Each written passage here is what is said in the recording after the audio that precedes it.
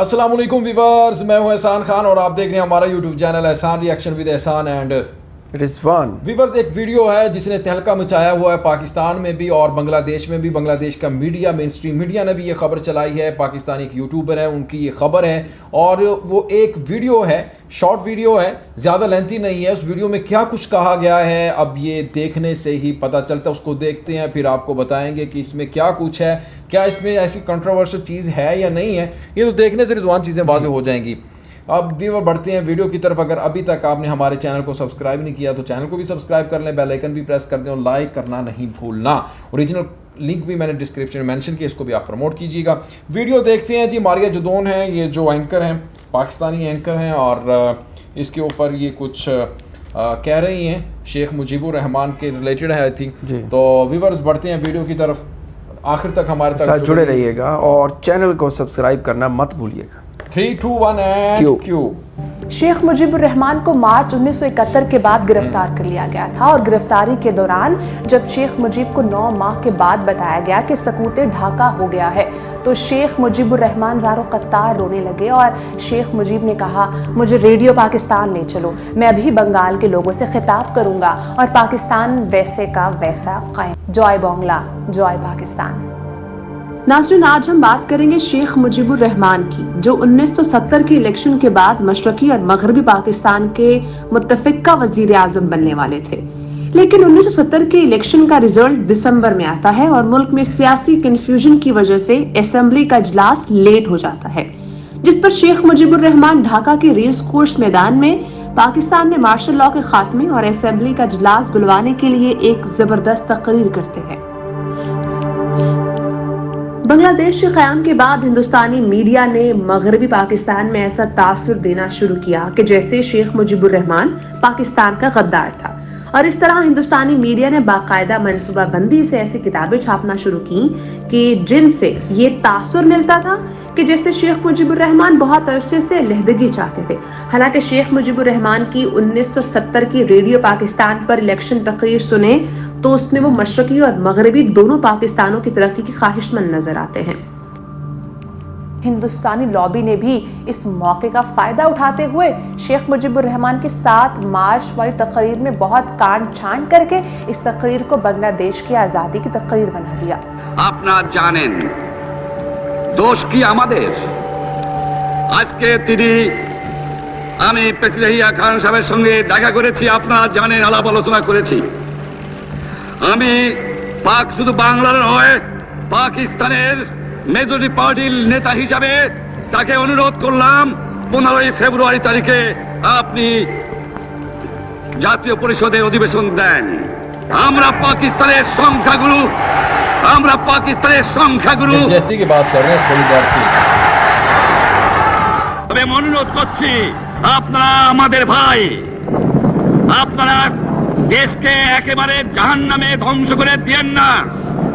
জীবনে আর কোনোদিন আপনাদের মুখ দেখা দেখি হবে না। যদিও আমরা শান্তিপূর্ণভাবে আমাদের ফয়সালা করতে পারি, তাহলে অন্তপক্ষে ভাই ভাই হিসেবে বাস করার সম্ভাবনা আছে। সেই জন্য আপনাদের অনুরোধ করছি, আমার এই দেশে আপনারা মিলিটারি শাসন চালাবার চেষ্টা করবেন না। मशरकी पाकिस्तान की अलहदगी के कई सालों बाद बांग्लादेश आर्मी के डिप्टी चीफ और अवामी लीग की हुकूमत में आला ओहदों पर रहने वाले air vice marshal A.K. Khandkar ने 2014 में एक किताब लिखी जिसका नाम भोटोर बायर 1971 था और इस किताब में अवामी लीग के अपने आला ओहदेदारों ने तस्लीम किया कि शेख मुजीबुर रहमान मुहिब्बे वतन पाकिस्तानी थे और शेख मुजीब की 7 मार्च की तकरीर के बहुत से अहम हिस्से गायब कर दिए गए हैं और इस तकरीर के आखिर में शेख मुजीब में जॉय बांग्ला, जॉय पाकिस्तान का नारा लगाया था। রক্ত আরো দেব, এই দেশের মানুষকে মুক্ত করে ছাড়বো ইনশাআল্লাহ। এবারে সংগ্রাম আমাদের মুক্তির সংগ্রাম, এবারে সংগ্রাম স্বাধীনতার সংগ্রাম। জয় বাংলা, জয় পাকিস্তান।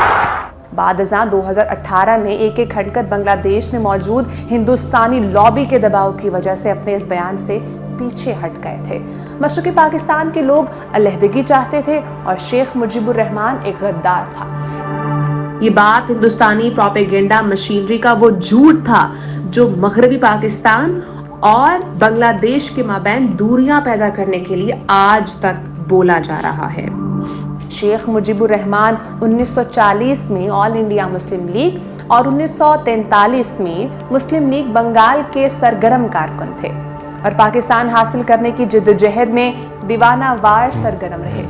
ایک دوسرے تناظر میں بھی دیکھا جائے تو 1970 کا الیکشن شیخ مجیب الرحمان نے پاکستان کے جھنڈے تلے متحدہ پاکستان کی تعمیر و ترقی کے لیے لڑا تھا، جبکہ اگر موجودہ دور کے ہندوستانی پروپیگنڈے کو مان بھی لیا جائے کہ عوامی لیگ علیحدگی چاہتی تھی تو بھی عوامی لیگ کو مشرقی پاکستان کی 6.5 کروڑ آبادی میں سے صرف 1 کروڑ 29 لاکھ لوگوں نے ووٹ دیا۔ تو گویا اگر 1 کروڑ لوگ عوامی لیگ کے حمایتی تھے تو 5 کروڑ لوگ ایسے بھی تھے جن کو عوامی لیگ سے کوئی سروکار نہیں تھا۔ شیخ مجیب الرحمان کو مارچ 1971 کے بعد گرفتار کر لیا گیا تھا اور گرفتاری کے دوران جب شیخ مجیب کو 9 ماہ کے بعد بتایا گیا کہ سکوت ڈھاکہ ہو گیا ہے تو شیخ مجیب الرحمان زار و قطار رونے لگے اور شیخ مجیب نے کہا، مجھے ریڈیو پاکستان لے چلو، میں ابھی بنگال کے لوگوں سے خطاب کروں گا اور پاکستان ویسے کا ویسا قائم رہے گا۔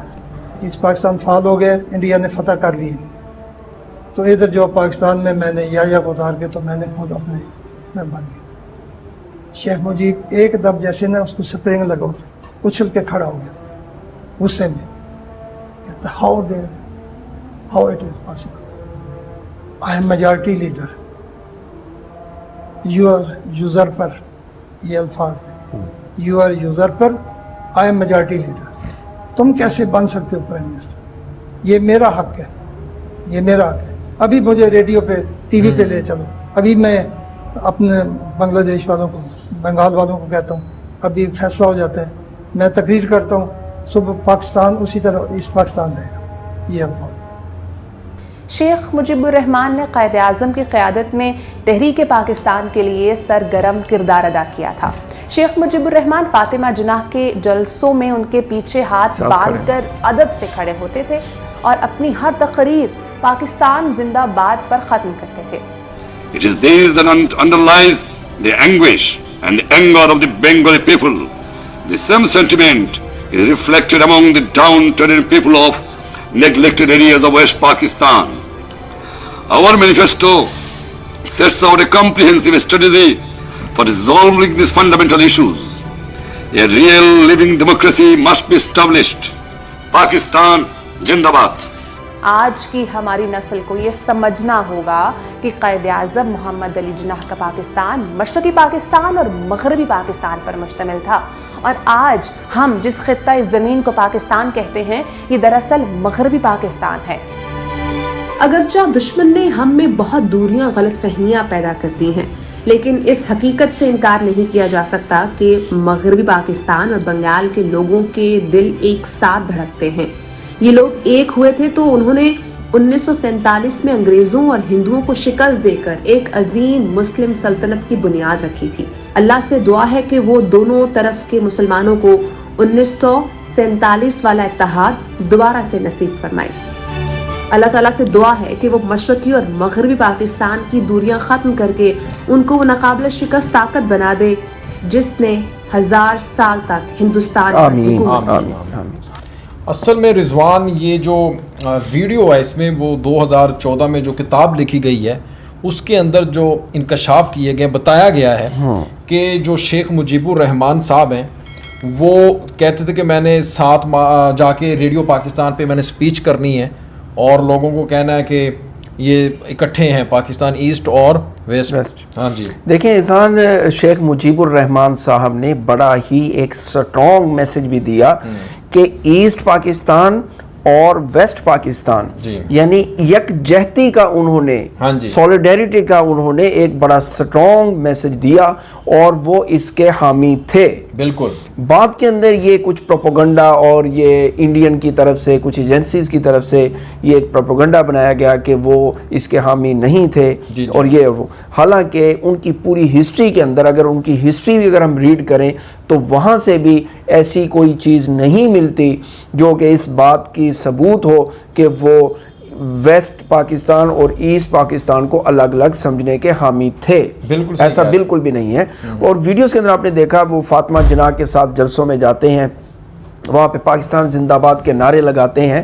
تو اس کا مطلب یہ ہوا کہ وہ پورے پاکستان کو ایک ہی کنٹری تصور کرتے تھے. جی بالکل. ٹھیک ہے, اور یہ بڑی خوشائن چیز ہے, اور یہی وجہ ہے کہ اس وقت بھی اب موجودہ دور میں دور حاضر کی اگر ہم بات کریں, یہ بھی اچھی ایک کاوش ہے اس وقت شیخ حسینہ کی طرف سے بھی کہ وہ بھی اس وقت پاکستانی جو موجودہ پرائم منسٹر عمران خان صاحب ہیں اور شیخ حسینہ صاحبہ, وہ اس وقت ان کی بھی دوریاں ختم کر کے قربت کی طرف احسان جا رہے ہیں. ٹھیک ہے, اور یہ ایک اچھا سائن ہے, اور یہی فلسفہ اور یہی تھیم جناب شیخ مجیب الرحمان صاحب کا بھی تھا.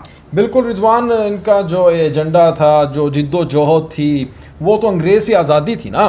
1947 سے انہوں نے آزادی حاصل کی, ایک مسلم سلطنت کا قیام رکھا گیا, اور اس کے بعد پھر ایسٹ پاکستان ہو گیا 1971 میں, اور پھر ایک ویسٹ بن گیا مشرقی اور مغربی. ناظرین, یہ ویڈیو کیسی لگی ہے اس کے بارے میں آپ نے فیڈ بیک ضرور دینا ہے, کمنٹ سیکشن میں کمنٹ کرنا ہے, اور ساتھ ہی ساتھ لائک کیجئے گا, ہمارے چینل کو سبسکرائب کیجئے گا. اپنا بہت زیادہ خیال رکھیں. انشاءاللہ نیکسٹ ویڈیو میں ایک بار پھر ملاقات ہوگی, تب تک کے لیے اللہ حافظ.